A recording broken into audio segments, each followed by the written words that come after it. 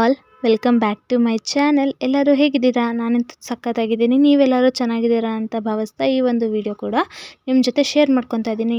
ತುಂಬ ದಿನದ ನಂತರದಲ್ಲಿ ಒಂದು ಹೇರ್ ಪ್ಯಾಕನ್ನು ಅಪ್ಲೈ ಮಾಡ್ಕೊತಾ ಇದ್ದೀನಿ.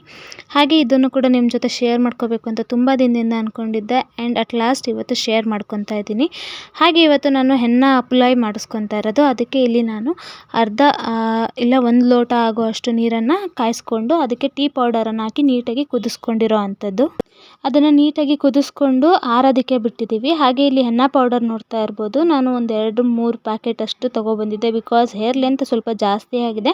ಹಾಗೆ ಥಿಕ್ನೆಸ್ ಕೂಡ ಸ್ವಲ್ಪ ಪರವಾಗಿಲ್ಲ ಅನ್ನಂಗಿತ್ತು. ಇಲ್ಲಿ ನೋಡ್ತಾ ಇರ್ಬೋದು, ನೀರೆಲ್ಲ ತಣ್ಣಗಾದ ನಂತರದಲ್ಲಿ ನಾನು ಹೆನ್ನ ಪೌಡರ್ ಏನಿತ್ತು ಅದನ್ನು ಅಮ್ಮನೇ ಅಪ್ಲೈ ಮಾಡ್ತಾ ಇರೋದು. ಅಮ್ಮನೇ ಮಿಕ್ಸ್ ಕೂಡ ಮಾಡ್ತಾ ಇದ್ದಾರೆ. ಇಲ್ಲಿ 2 ಪ್ಯಾಕೆಟ್ ಆಗುವಷ್ಟು ಹೆನ್ನ ಪೌಡರನ್ನು ಮಿಕ್ಸ್ ಮಾಡ್ಕೊತಾ ಇರೋದು. ಈ ಒಂದು ಹೆನ್ನ ಪ್ಯಾಕನ್ನು ರೆಡಿ ಮಾಡ್ಕೊಂಡಿದ್ದು ಸಾಟರ್ಡೆ ನೈಟ್. ಬಿಕಾಸ್ ತುಂಬ ದಿನ ಆಗೋಗಿತ್ತು. ಹಾಗೆ ಸಂಡೇ ಕೂಡ ಫ್ರೀ ಆಗಿರ್ತೀವಿ ಅಂತ ಹೇಳಿ ಸ್ಯಾಟರ್ಡೆ ನೈಟೇ ಇದನ್ನೆಲ್ಲ ರೆಡಿ ಮಾಡಿ ಇಟ್ಕೊತಾ ಇರೋದು. ಅಮ್ಮನ ಇದನ್ನೆಲ್ಲ ನೀಟಾಗಿ ಮಿಕ್ಸ್ ಮಾಡ್ತಿದ್ದಾರೆ. ಚೂರು ಗಂಟಿರಬಾರ್ದು. ಗಂಟಿಲ್ದಿರನೇ ನಾವು ನೀಟಾಗಿ ಮಿಕ್ಸ್ ಮಾಡ್ಕೋಬೇಕಾಗತ್ತೆ. ಹಾಗೆ ಈ ಸತಿ ಇದಕ್ಕೆ ಬೇರೆ ಏನೂ ಯೂಸ್ ಮಾಡ್ತಾ ಇಲ್ಲ. ಅರ್ಧ ಹೋಳು ನಿಂಬೆ ಹಣ್ಣನ್ನು ಮಾತ್ರ ಯೂಸ್ ಮಾಡ್ತಾ ಇದ್ದೀವಿ. ನಿಂಬೆ ರಸನ ನೀಟಾಗಿ ಇಂಟ್ಕೊಂಡು ನೀಟಾಗಿ ಮಿಕ್ಸ್ ಮಾಡ್ತಾ ಇರೋದು. ಅದು ನೈಟ್ ಪೂರ್ತಿ ನೆನಿಬೇಕಾಗುತ್ತೆ. ಹಾಗೆ ನೀವು ನೋಡ್ಬೋದು, ನನ್ನ ಚಾನಲಲ್ಲಿ ಆಲ್ರೆಡಿ ನಾನು ಸೆಲ್ಫ್ ಆಗಿ ಮೆಹಂದಿನ ಅಪ್ಲೈ ಮಾಡ್ಕೊಂಡಿರೋ ಅಂಥ ವೀಡಿಯೋನ ಐ ಕಾರ್ಡಲ್ಲಿ ಕೊಟ್ಟಿರ್ತೀನಿ. ಹಾಗೆ ನೋಡ್ತಾ ಇರ್ಬೋದು, ಇವಾಗ ಅರ್ಧ ಹೋಳು ನಿಂಬೆಹಣ್ಣನ್ನು ಕೂಡ ಇಂಟ್ಕೊಂಡು ನೀಟಾಗಿ ಮಿಕ್ಸ್ ಮಾಡಿ ಇಟ್ಕೊತಾ ಇರೋ ಅಂಥದ್ದು. ಹಾಗೆ ಮೆಹಂದಿ ಪ್ಯಾಕೆಟ್ ನೋಡ್ತಾ ಇರ್ಬೋದು ನೀವು ಇಲ್ಲಿ. ನಾನು ಒಂದು ಪ್ಯಾಕೆಟ್ 100 ಗ್ರಾಮ್ ಇದೆ, ಇನ್ನೊಂದು ಪ್ಯಾಕೆಟು 150 ಗ್ರಾಮ್ ಇದೆ. ಹಾಗೆ ನನ್ನ ಒಂದು ಕೂದಲು ಲೆಂತ್ ಹಾಗೆ ಥಿಕ್ನೆಸ್ಸಿಗೆ ಎಷ್ಟು ಬೇಕಾಗುತ್ತೆ ಅಂತ ನೋಡಿಕೊಂಡು ಮಿಕ್ಸ್ ಮಾಡಿರೋ ಅಂಥದ್ದು. ಒಂದು ಟೋಟಲಾಗಿ 250 ಗ್ರಾಮ್, 1/4 kg ಪ್ಯಾಕೆಟ್ ಅಂತಲೇ ಅನ್ಬೋದು. ಹಾಗೆ ಅವ್ರವ್ರ ಕೂದಲಿಗೆ ಎಷ್ಟೆಷ್ಟು ಬೇಕಾಗುತ್ತೆ ಅನ್ನೋದನ್ನು ನೋಡಿಕೊಂಡು ಅಪ್ಲೈ ಮಾಡ್ಕೋಬೋದು. ಹಾಗೆ ಐ ಕಾರ್ಡಲ್ಲಿ ಕೂಡ ಇರುತ್ತೆ. ಹಾಗೆ ಡಿಸ್ಕ್ರಿಪ್ಷನಲ್ಲಿ ಕೂಡ ಆ ಒಂದು ಲಿಂಕನ್ನು ಕೊಟ್ಟಿರ್ತೀನಿ. ಹಾಗೆ ಇದು ಮಾರನೇ ದಿನ ಅಂದರೆ ಸಂಡೇ. ಜಸ್ಟ್ ಎಗ್ ವೈಟ್ ಒಂದೇ ಒಂದನ್ನು ಯೂಸ್ ಮಾಡ್ಕೊತಾ ಇದ್ದೀನಿ ಈ ಸತಿ. ಬೇಕು ಅಂದರೆ ಬರೀ ಎಗ್ ವೈಟ್ ಹೇರ್ ಕ್ಯಾಪ್ ಕೂಡ ಮಾಡ್ಕೊಂಡಿದ್ದೀನಿ. ಅಂದರೆ ಹೇರ್ಗೆ ಮಾಸ್ಕ್ ಮಾಡ್ಕೊಂಡಿದ್ದೀನಿ. ಮೊಸರನ್ನು ಕೂಡ ನೀವು ಅಪ್ಲೈ ಮಾಡ್ಕೋಬೋದು. ಇದಕ್ಕೆ ಬೇಕು ಅಂದರೆ ಮೊಸರನ್ನು ಕೂಡ ಬೆಳಗ್ಗೆ ಎದ್ದು ಎಗ್ ವೈಟ್ ಏನು ಹಾಕಿರ್ತೀರ ಅದ್ರ ಜೊತೆಗೇ ಮೊಸರನ್ನ ಕೂಡ ಮಿಕ್ಸ್ ಮಾಡ್ಕೋಬೋದಾಗುತ್ತೆ. ಈ ಸತಿ ಮೊಸರು ಕೂಡ ಏನು ಮಿಕ್ಸ್ ಮಾಡಿಲ್ಲ. ಜಸ್ಟ್ ಎಗ್ ವೈಟ್ ಒಂದೇ ಒಂದನ್ನು ಯೂಸ್ ಮಾಡಿರೋ ಅಂಥದ್ದು. ನಾನು ಬರೀ ಎಗ್ ವೈಟ್ ಪ್ಯಾಕ್ ಕೂಡ ಮಾಡ್ಕೊತಾ ಇರ್ತೀನಿ ಆವಾಗವಾಗ. ಈಗ ಸದ್ಯಕ್ಕೆ ಯಾವುದು ಸ್ಟಾರ್ಟ್ ಮಾಡಿರಲಿಲ್ಲ. ಬಿಕಾಸ್ ಪ್ರೆಗ್ನೆನ್ಸಿ ಕನ್ಫರ್ಮ್ ಆಗೋಕ್ಕೂ ಮುಂಚೆ ಒಂದು ಸತಿ ಅಪ್ಲೈ ಮಾಡ್ಕೊಂಡಿದ್ದೆ.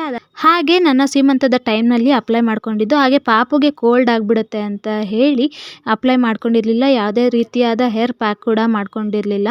ಈಗ ನೋಡ್ತಾ ಇರ್ಬೋದು, ನನಗೆ ಚಿಕ್ಕ ವಯಸ್ಸಿಂದನೂ ವೈಟ್ ಹೇರ್ಸ್ ಅಂದರೆ ಗ್ರೇ ಹೇರ್ಸ್ ಅಂತ ಏನು ಹೇಳ್ತಾರೆ ಅದು ಸ್ಟಾರ್ಟ್ ಆಗಿತ್ತು. ಆಲ್ಮೋಸ್ಟ್ 4th ಸ್ಟ್ಯಾಂಡರ್ಡ್ ಏನೋ ನಾನು ಆವಾಗಲೇ ನನಗೆ ಸ್ಟಾರ್ಟ್ ಆಗಿಬಿಟ್ಟಿತ್ತು. ಆವಾಗಿಂದ ಅಪ್ಲೈ ಮಾಡ್ತಾ ಇರಲಿಲ್ಲ. 6th ಸ್ಟ್ಯಾಂಡರ್ಡ್ 7th ಸ್ಟ್ಯಾಂಡರ್ಡಿಗೆ ಬಂದಾಗಿಂದ ಈ ಮೆಹಂದಿನ ಅಪ್ಲೈ ಮಾಡ್ಕೊತಾ ಇರೋದು.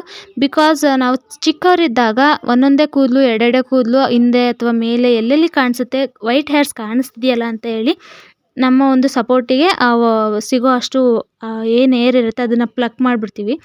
ದೊಡ್ಡವ್ರು ಹೇಳ್ತಾರೆ 1 ಕೂದಲು ಕಿತ್ತರೆ 4 ಕೂದಲು ಬರುತ್ತೆ ಅಂತ. ಹಾಗೆ ನನಗೂ ಕೂಡ ತುಂಬಾ ಜಾಸ್ತಿ ಆಗೋಗಿತ್ತು. 7th ಸ್ಟ್ಯಾಂಡರ್ಡಿಂದ ಅಪ್ಲೈ ಮಾಡೋದಕ್ಕೆ ಸ್ಟಾರ್ಟ್ ಮಾಡಿರೋ ಅಂಥದ್ದು. ಅಮ್ಮನೇ ನನಗೆ ಯಾವಾಗಲೂ ಅಪ್ಲೈ ಮಾಡ್ತಾ ಇದ್ದಿದ್ದು. ಮದುವೆ ಆದ ಮೇಲೆ ನಾನು 2 ಟೈಮ್ಸ್ ಮಾತ್ರ ಅಷ್ಟೇ ಮೆಹಂದಿನ ಅಪ್ಲೈ ಮಾಡ್ಕೊಂಡಿರೋದು. ಅದರಲ್ಲೂ ಇಷ್ಟು ಲೆಂತ್ ಇರೋ ಅಂಥ ಹೇರ್ ಆದರೆ ತುಂಬಾ ಕಷ್ಟ ಆಗುತ್ತೆ. ಅದರಿಂದಾಗಿ ನಾನು ಮತ್ತೆ ತಿರ್ಗಿ ಅಪ್ಲೈ ಮಾಡ್ಕೊಳ್ಳೋಕೆ ಹೋಗಿರಲಿಲ್ಲ. ಸೊ 4 ಮಂತ್ಸ್ ಒಂದು ಸತಿ ಅಥವಾ 2 ಮಂತ್ಸ್ ಒಂದು ಸತಿ ಇಲ್ಲ 3 ಮಂತ್ಸ್ ಒಂದು ಸತಿ ಆದರೂ ಈ ಒಂದು ಹೆನ್ನನ ಅಪ್ಲೈ ಮಾಡ್ಕೊತಾ ಇರ್ತೀನಿ. ಹಾಗೆ ಗ್ರೇ ಹೇರ್ ಇರೋರೇ ಅಪ್ಲೈ ಮಾಡ್ಕೋಬೇಕು ಅಂತ ಏನು ರೂಲ್ಸ್ ಇರೋದಿಲ್ಲ. ಈ ಹೆನ್ನನ ಯಾರು ಬೇಕಾದ್ರೂ ಅಪ್ಲೈ ಮಾಡ್ಕೋಬೋದು. ಬಿಕಾಸ್ ನಮ್ಮ ಒಂದು ಸ್ಕ್ಯಾಲ್ಪ್ ಕಂಡೀಷನ್ ಏನಿರುತ್ತೆ ಅದನ್ನು ಇಂಪ್ರೂವ್ ಮಾಡುತ್ತೆ. ಹಾಗೆ ನಮ್ಮ ಒಂದು ಹೇರ್ ಕಂಡೀಷನ್ನ ಕೂಡ ಚೆನ್ನಾಗಿ ಇಟ್ಕೋಬೋದು.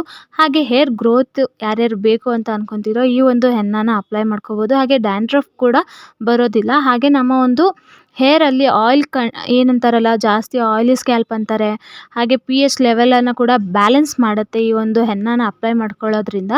ಹಾಗೆ ನಮ್ಮ ಒಂದು ನ್ಯಾಚುರಲ್ ಹೇರ್ ಕಲರ್ನ ಕೂಡ ಮೇಂಟೈನ್ ಮಾಡ್ಕೋಬೋದು. ನನಗೆ ಪೂರ್ತಿ ಬ್ಲ್ಯಾಕ್ ಅಂತ ಏನಿಲ್ಲ, ಕೆಂಚು ಕೂದಲು ಅಂತಾರಲ್ಲ ಹಾಗಿದೆ. ಹಾಗೆ ಇದಕ್ಕೆ ನಾವು ಅಲೋವೆರಾ ಜೆಲ್ಲನ್ನು ಕೂಡ ಮಿಕ್ಸ್ ಮಾಡ್ಕೋಬೋದು. ಬೇರೆ ಬೇರೆಯಾಗಿ ಹೇರ್ಗೆ ಏನೇನೆಲ್ಲ ಮಾಡ್ಕೋಬೋದು ಅದನ್ನೆಲ್ಲ ಮಾಡ್ಕೋಬೋದು. ಹಾಗೆ ನಮ್ಮ ಒಂದು ಹೇರ್ ಸಾಫ್ಟ್ ಆಗಿರುತ್ತೆ, ಶೈನಿ ಆಗಿರುತ್ತೆ. ಎಲ್ಲರಿಗೂ ಅನ್ನಿಸ್ತಾ ಇರುತ್ತೆ ಈ ಥರ ಯಾರಾದರೂ ಒಬ್ಬರು ನಮಗೂ ಕೇರ್ ಮಾಡಿದ್ರೆ ಎಷ್ಟು ಚೆನ್ನಾಗಿರುತ್ತೆ ಅಂತ. ಅದೇ ಥರ ಬೇರೆ ಯಾರು ಕೂಡ ಕೇರ್ ಮಾಡೋಕ್ಕೂ ಆಗೋದಿಲ್ಲ. ಅಮ್ಮನ ಅಮ್ಮಕ್ಕಿಂತ ಹೆಚ್ಚಾಗಿ ಇನ್ಯಾರು ತಾನೇ ನಮ್ಮನ್ನು ಅಷ್ಟು ಕೇರ್ ಮಾಡೋಕ್ಕಾಗುತ್ತೆ. ಅಮ್ಮನ ಬಿಟ್ಟರೆ ಅಕ್ಕ, ಅಕ್ಕನ ಬಿಟ್ಟರೆ ತಂಗಿ, ಇಷ್ಟರಲ್ಲೇ ಇರುತ್ತೆ ನಮ್ಮ ಒಂದು ಜೀವನ. ಹಾಗೆ ನನಗೆ ತುಂಬ ಹಳೇ ನೆನಪೆಲ್ಲ ಕಾಡ್ತಾ ಇತ್ತು. ಚಿಕ್ಕವರಿದ್ದಾಗ ಈ ಥರ ಅಪ್ಲೈ ಮಾಡ್ಕೊತಾ ಇದ್ದಿದ್ದಾಗಿರ್ಬೋದು. ಹಾಗೆ ನನ್ನ ಹಾಗೂ ಅಮ್ಮನ ಮಧ್ಯೆ ಸ್ವಲ್ಪ ಕಾನ್ವರ್ಸೇಷನ್ಸ್ ಕೂಡ ಆಗ್ತಾ ಇತ್ತು. ಟೈಮ್ ಪಾಸ್ ಮಾಡಬೇಕಾಗಿತ್ತಲ್ಲ, ಅದರಿಂದಾಗಿ ಸಂಡೇ ಆಗಿರೋದ್ರಿಂದ ಪಾಪನ ಫಸ್ಟು ಅವನಿಗೆ ಸ್ನಾನ ಮಾಡಿಸಿ ಫೀಡ್ ಮಾಡಿಸ್ಬಿಟ್ಟು ಮಲಗಿಸ್ಬಿಟ್ಟಿದ್ದೆ. ಮಲಗಿಸಿ ಅದಾದಮೇಲೆ ನಾವು ಈ ಒಂದು ಮೆಹಂದಿ ಪ್ಯಾಕನ್ನು ಅಪ್ಲೈ ಮಾಡ್ಕೊಳ್ಳೋದಕ್ಕೆ ಕುತ್ಕೊಂಡಿದ್ದು. ಸೊ ಅಮ್ಮ ನನಗೆ ಅಪ್ಲೈ ಮಾಡೋಕ್ಕೆ ಸ್ಟಾರ್ಟ್ ಮಾಡಿದ್ದು ಕರೆಕ್ಟಾಗಿ 12 ಗಂಟೆ ಆಗಿತ್ತು. 12 ಗಂಟೆಯಿಂದ 12:45, 50, 45ರಿಂದ 50 ಅಂದರೆ ಆಲ್ಮೋಸ್ಟ್ ಮುಕ್ಕಾಲು ಗಂಟೆನೇ ಹಿಡ್ದಿತ್ತು. ಹಾಗೆ ಲೆಂತಿ ಆಗಿರೋದ್ರಿಂದ ನಾನು ಕೇಳ್ತಾ ಇದ್ದೆ, ಅಮ್ಮ ನಾನು ಈ ಥರ ಏನಾದರೂ ಹೆನ್ನ ಪ್ಯಾಕನ್ನು ಪಾರ್ಲರ್ಗೆ ಹೋಗಿ ಹಾಕಿಸ್ಕೋಬೇಕು ಅಂದರೆ ಎಷ್ಟಾಗ್ಬೋದು ಅಮ್ಮ ಅಂತ.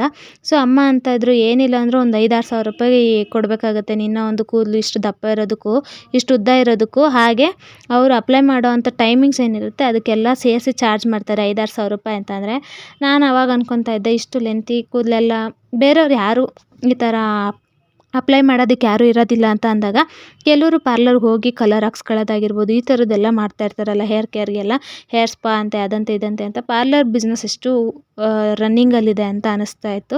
ಹಾಗೆ ಅಮ್ಮಂಗೆ ಅಂತ ಇದ್ದೆ, ಅಮ್ಮ ಈ ಥರ ನಮ್ಮ ಅತ್ತೆ ತಿರ್ಗ ಮನೆಗೆ ಹೋದ್ಮೇಲೆ ನಾನೆಲ್ಲ ಈ ಥರ ಅಪ್ಲೈ ಮಾಡ್ಕೊಳ್ಳೋದಕ್ಕೆ ಆಗೋದಿಲ್ವಲ್ಲ ಅಂತಂದರೆ, ಅಮ್ಮ ನಾನು ಕೂದಲು ಕಟ್ ಮಾಡಿಸ್ಕೊಬಿಡ್ತೀನಿ ಅಂತಲೂ ಅಂತ ಇದ್ದೆ. ಅದಕ್ಕೆ ಚೆನ್ನಾಗಿ ಬೆಳೆದಿದೆ ಅಲ್ಲ ಇನ್ನೇಂದು ಕಟ್ ಮಾಡಿಸ್ಕೊತೀಯ ಅಂದಿದ್ದಕ್ಕೆ ಹಾಗೆ ಸ್ಪ್ಲಿಟೆನ್ಸ್ ಕೂಡ ಆಗೋಗಿತ್ತು, ಜಾಸ್ತಿನೇ ಸ್ಪ್ಲಿಟೆನ್ಸ್ ಕೂಡ ಆಗೋಗಿತ್ತು. ಹಾಗೆ ತುದಿ ಸ್ವಲ್ಪ ಆದರೂ ಕಟ್ ಮಾಡ್ಕೊತಾ ಇರಬೇಕು. ಒಂದು ಚೂರಾದರೂ ಕಟ್ ಮಾಡ್ಕೊಂಡಂಗೆ ಬೆಳೀತಾ ಹೋಗುತ್ತೆ. ಹಾಗೆ ಮತ್ತೆ ತಿರ್ಗಾ ಅಮ್ಮನೇ ಅಂತ ಇದ್ರು, ಎಷ್ಟು ಚೆನ್ನಾಗಿ ಬೆಳೆದಿದೆ ಕೂದಲು, ಇದೇ ಥರ ಮೇಂಟೈನ್ ಮಾಡಬೇಕು ಹಾಗೆ ಹೀಗೆ ಅಂತ ಒಂದಷ್ಟು ಕಾನ್ವರ್ಸೇಷನ್ ಆಗ್ತಾಯಿತ್ತು. ಅಷ್ಟೊತ್ತಲ್ಲಿ ಮತ್ತೆ ತಿರ್ಗಾ ಪಾಪು ಎಲ್ಲಿ ಎದ್ಬಿಡ್ತಾನೋ ಅಂತೇಳಿ ಸ್ವಲ್ಪ ಬೇಗನೆ ಅಪ್ಲೈ ಮಾಡ್ಕೊಳ್ಳೋದಕ್ಕೂ ಇದು ಮಾಡ್ತಾಯಿದ್ವಿ. ಕೂದಲು ಸ್ವಲ್ಪ ಲೆಂತ್ ಆಗಿರೋದ್ರಿಂದಾಗಿ ಸ್ವಲ್ಪ ಕಷ್ಟ ಆಗ್ತಾಯಿತ್ತು ಹಿಡಿದು ಹಾಕೋದಕ್ಕೋಸ್ಕರ. ಎಳೆಯೋದು ಅಂದರೆ ಮೀಡಿಯಮ್ ಆಗಿರುತ್ತೆ ನೋಡಿ ಲೆಂತ್, ಅದು ಬೇಗನೆ ಹಾಕಿ ಮುಗಿಸ್ಬೋದು. ಬಟ್ ಈ ಥರ ತುಂಬ ಲೆಂತ್ ಇರೋ ಕೂದಲಾಯಿತು ಅಂದರೆ ಸ್ವಲ್ಪ ಕಷ್ಟನೇ ಆಗುತ್ತೆ. ಅದರಲ್ಲೂ ಇದೆ ಹತ್ತತ್ರ ಕುತ್ಕೊಂಡು ಕೆಳಗಡೆ ಮೇಲ್ಗಡೆನೇ ಕುತ್ಕೊಂಡಿದ್ದಂಥದ್ದು ನಾವು. ಸ್ವಲ್ಪ ಹಿಡಿದು ಎಳೆದು ಹಾಕೊಳ್ಳೋ ಅಷ್ಟೊತ್ತಿಗೆ ಅಮ್ಮನ ಬಟ್ಟೆಯಿಂದನೂ ಗಲೀಜಾಗುತ್ತೆ ಅಂತ ಹೇಳಿ ಹಳೆ ಬಟ್ಟೆ ಹಾಕ್ಕೊಂಡಿದ್ದದು, ಅಂದರೆ ವೇಲ್ಗಳಿರುತ್ತೆ ದುಪ್ಪಟ್ಟ ವೇಸ್ಟ್ ಆಗಿ ಬಿದ್ದಿರುತ್ತಲ್ಲ ಅಂಥದ್ದನ್ನು ಸಪ್ರೇಟಾಗಿ ಇದಕ್ಕೆ ಅಂತಲೇ ಇಟ್ಕೊಂಡಿದ್ದೀವಿ. ಹಾಗೆ ಅಪ್ಲೈ ಮಾಡ್ಕೊಳ್ಳೋದಕ್ಕೂ ಮುಂಚೆ ಯಾವುದಾದ್ರೂ ಒಂದು ಹಳೆ ಬಟ್ಟೆನೇ ಹಾಕೊಳ್ಳೋದು, ಯಾಕಂದರೆ ಬಟ್ಟೆ ಎಲ್ಲ ಆಗಿಬಿಡುತ್ತೆ ಅಂತ. ಸೊ ಸ್ವಲ್ಪ ಮೆಸ್ಸಿ ಆಗಿದೆ ಮುಖ ಕೂಡ ಬಟ್ಟೆ ಕೂಡ, ಆ್ಯಂಡ್ ಅಡ್ಜಸ್ಟ್ ಮಾಡ್ಕೋಬೇಕು ನೋಡ್ತಾನೆ. ಹಾಗೆ ಇನ್ನೂ ಯಾರಾದರೂ ನನ್ನ ಚಾನಲ್ನ ಸಬ್ಸ್ಕ್ರೈಬ್ ಮಾಡ್ದಿರೋ ನೋಡ್ತಾ ಇದ್ದರೆ ಪ್ಲೀಸ್ ಡೂ ಸಬ್ಸ್ಕ್ರೈಬ್. ಹಾಗೆ ಪೂರ್ತಿ ವಿಡಿಯೋನ ನೋಡಿ ಎಂಡ್ವರೆಗೂ ನೋಡಿ. ಇಷ್ಟ ಆಗಿದ್ರೆ ಲೈಕ್ ಬಟನ್ನ ಕ್ಲಿಕ್ ಮಾಡೋದನ್ನು ಕೂಡ ಮರಿಬೇಡಿ. ಹಾಗೆ ಈ ಎನ್ನ ಪ್ಯಾಕ್ ಬಗ್ಗೆ ನಿಮ್ಗೇನಾದರೂ ಹೇಳಬೇಕು ಇಲ್ಲ ಕೇಳಬೇಕು ಅಂತ ಅನಿಸಿದ್ರೆ ಕಮೆಂಟ್ ಮೂಲಕ ತಿಳಿಸ್ಬೋದು ಅಂತಲೂ ಕೇಳ್ಕೊತಾ ಇದ್ದೀನಿ. ಹಾಗೆ ನಿಮ್ಮ ಒಂದು ಫ್ರೆಂಡ್ಸ್ ಹಾಗೆ ಫ್ಯಾಮಿಲಿ ಮೆಂಬರ್ಸ್ಗೂ ಇದನ್ನು ಶೇರ್ ಮಾಡ್ಕೋಬೋದು. ಇದೇನಾದರೂ ನಿಮಗೂ ಒಂದು ಸ್ವಲ್ಪ ಅಟ್ಲೀಸ್ಟ್ 1% ಆದರೂ ಯೂಸ್ಫುಲ್ ಆಗಿತ್ತು ಈ ವಿಡಿಯೋ ಅಂತ ಅನಿಸಿದ್ರೆ. ಹಾಗೆ ಈ ವಿಡಿಯೋ ಮಾಡ್ಕೊಂಡಿದ್ದು ಒಂದೇ ರೀಸನ್ಗೆ, ಅಕಸ್ಮಾತಾಗಿ ನಾನೇನಾದರೂ ನನ್ನ ಒಂದು ಫ್ಯೂಚರ್ ಟೈಮ್ನಲ್ಲಿ ಅಪ್ಲೈ ಮಾಡ್ಕೋಬೇಕು ಇಲ್ಲ ಬೇರೆ ಯಾರಿಗಾದ್ರೂ ಅಪ್ಲೈ ಮಾಡಬೇಕು ಅಂದರೆ ಈ ಒಂದು ವಿಡಿಯೋ, ಯಾಕಂದರೆ ನಾನೇ ಹಿಂದ್ಗಡೆಯಿಂದ ಅಪ್ಲೈ ಮಾಡ್ಕೊಳ್ಳೋದಕ್ಕೆ ಬರೋದಿಲ್ಲ. ಹಾಗೆ ನನಗೆ ಗೊತ್ತಿರಲಿಲ್ಲ ಹೇಗೆ ಅಪ್ಲೈ ಮಾಡ್ಕೊಳ್ಳೋದು ಅಂತ ಕೂಡ. ಮುಂದೆ ಹೆಂಗಾಗುತ್ತೋ ಅಷ್ಟು ಮಾತ್ರ ತುರುಬು ಹೆಂಗೆ ಕಟ್ಕೊತಾರೋ ಹಾಗೆ ಮಾಡ್ಕೊತಾ ಇದ್ದಂಥದ್ದು. ಅದಕ್ಕೆ ನನಗೇನೆ ಈ ಒಂದು ವಿಡಿಯೋ ಯೂಸ್ಫುಲ್ ಆಗಿರುತ್ತೆ ಅಂತ ಹೇಳಿ ನಾನು ಈ ಒಂದು ವಿಡಿಯೋನ ರೆಕಾರ್ಡ್ ಮಾಡಿಕೊಂಡು ಹಾಗೆ ನನ್ನ ಒಂದು ಯೂಟ್ಯೂಬ್ ಚಾನಲಲ್ಲಿ ಅಪ್ಲೋಡ್ ಮಾಡ್ತಾಯಿದ್ದೀನಿ. ಹೋಪ್ಸು ಎಲ್ಲರಿಗೂ ಈ ಒಂದು ವಿಡಿಯೋ ಇಷ್ಟ ಆಗ್ಬೋದು ಅಂತ. ಹಾಗೆ ನೀವು ಲೈಕ್ ನಮ್ಮ ಒಂದು ಹೇರಿಗೆ ಎಷ್ಟು ತಿಕ್ನೆಸ್ ಆಗಿರಬೇಕೋ ಅಷ್ಟು ಮಾತ್ರ ಮಾಡ್ಕೋಬೇಕಾಗುತ್ತೆ. ತುಂಬ ತಿಕ್ಕಾಗಿತ್ತು ಅಂದ್ರೂ ಕೂದಲಿಗೆ ಅಂಟ್ಕೊಳ್ಳೋದಿಲ್ಲ. ಹಾಗೆ ತುಂಬ ತೆಳುವೂ ಇರಬಾರ್ದು ಒಂದು ಪ್ಯಾಕ್. ಅದಕ್ಕೆ ಎಷ್ಟು ಬೇಕೋ ಅಷ್ಟು ನೀರನ್ನು ಮಿಕ್ಸ್ ಮಾಡಿಕೊಂಡು ಅಪ್ಲೈ ಮಾಡಿರೋ ಅಂಥದ್ದು. ನೋಡ್ತಾ ಇರ್ಬೋದು ಹೇಗೆ ಕಾಣಿಸ್ತಾ ಇದೆ ಅಂತ.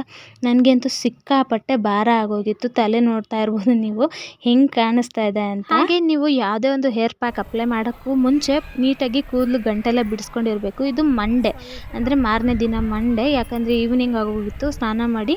ಅದಕ್ಕೆ ಒಂದು ಸ್ವಲ್ಪ ಕೂದಲನ್ನ ತುದಿ ಕತ್ತರಿಸ್ತಾ ಇದ್ದಾರೆ ಅಮ್ಮ. ಇದುವರೆಗೂ ಅಮ್ಮನೇ ನನ್ನ ಕೂದಲನ್ನ ಕತ್ತರಿಸ್ತಾ ಇದ್ದಂಥದ್ದು.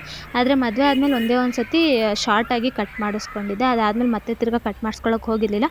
ಚೂರು ಸ್ಪ್ಲಿಟೆನ್ಸ್ ಆಗಿತ್ತು. ಹಾಗೆ ಅಮ್ಮ ಒಂದು ಚೂರು ಕಟ್ ಮಾಡು ಅಂತ ಹೇಳಿ ಕಟ್ ಮಾಡಿಸ್ಕೊಂಡಿದ್ದೆ. ಹಾಗೆ ನನ್ನ ಒಂದು ಹೇರ್ ಲೆಂತನ್ನು ನೋಡ್ತಾ ಇರ್ಬೋದು. ನಿಮಗೆ ಎಲ್ಲರಿಗೂ ಇಷ್ಟ ಆಗಿದೆ ಅಂತ ಅನ್ಕೊತಾ ಇದ್ದೀನಿ. ಹಾಗೆ ಜೀವನದಲ್ಲಿ ಎಲ್ಲರೂ ಎಲ್ಲದನ್ನು ಕಲ್ತ್ಕೊಂಡು ಬಂದಿರೋದಿಲ್ಲ. ಒಬ್ಬೊಬ್ಬರು ಒಂದೊಂದು ಥರ ಕಲ್ತಿರ್ತಾರೆ. ಯಾವುದೇ ಒಂದು ಪಾಸಿಟಿವ್ ಆಗಿರ್ಬೋದು ಇಲ್ಲ ಒಳ್ಳೆಯದನ್ನಾಗಿರ್ಬೋದು ಕಲಿಯೋದಕ್ಕೆ ಟೈಮ್ ಇದ್ದೇ ಇರುತ್ತೆ. ಕಲಿಬೇಕು ಅನ್ನೋಂಥ ಮನಸ್ಸಿದ್ರೆ ಸಾಕು. ಹಾಗೆ ಇದು ಕೂಡ ನನಗೆ ಹೆಂಗಿದ್ರು ಮೆಹಂದಿ ಅಪ್ಲೈ ಮಾಡ್ಕೊಳ್ಳೋದಕ್ಕೆ ಅಷ್ಟು ಚೆನ್ನಾಗಿ ಗೊತ್ತಾಗ್ತಾ ಇರಲಿಲ್ಲ. ಈ ಒಂದು ವಿಡಿಯೋ ಎಲ್ಲರಿಗೂ ಯೂಸ್ಫುಲ್ ಆಗಿರ್ಬೋದು ಅಂತ ಅಂದ್ಕೊಂಡಿದ್ದೀನಿ. ಹಾಗೆ ಈ ಒಂದು ವಿಡಿಯೋನ ಅಮ್ಮನೇ ಶೂಟ್ ಮಾಡಿದರು. ಹೋಪ್ಸ್ ಸೊ ಎಲ್ಲರಿಗೂ ಈ ಒಂದು ವಿಡಿಯೋ ಇಷ್ಟ ಆಗಿದೆ ಅಂತ, ಹಾಗೆ ಪ್ಲೀಸ್ ಡೂ ಸಬ್ಸ್ಕ್ರೈಬ್, ಮರಿದಿರ ಸಬ್ಸ್ಕ್ರೈಬ್ ಮಾಡ್ಕೊಳ್ಳಿ ಓಕೆನಾ. ಹಾಗೆ ಕಮೆಂಟ್ ಮೂಲಕ ತಿಳಿಸಿ. ಹಾಗೆ ಯಾರ್ಯಾರಿಗೆ ಉದ್ದ ಕೂದಲು ಲಾಂಗ್ ಹೇರ್ ತುಂಬ ಇಷ್ಟ ಅವರು ಕೂಡ ಕಮೆಂಟ್ ಮಾಡಿ. ಯೂಸ್ಫುಲ್ ಆಗಿರೋ ಟಿಪ್ಸನ್ನು ನೀವು ಕೂಡ ಯೂಸ್ ಮಾಡ್ಕೊಳ್ಳಿ. Thank you so much for watching this video. Have a nice day. Bye bye. Take care all.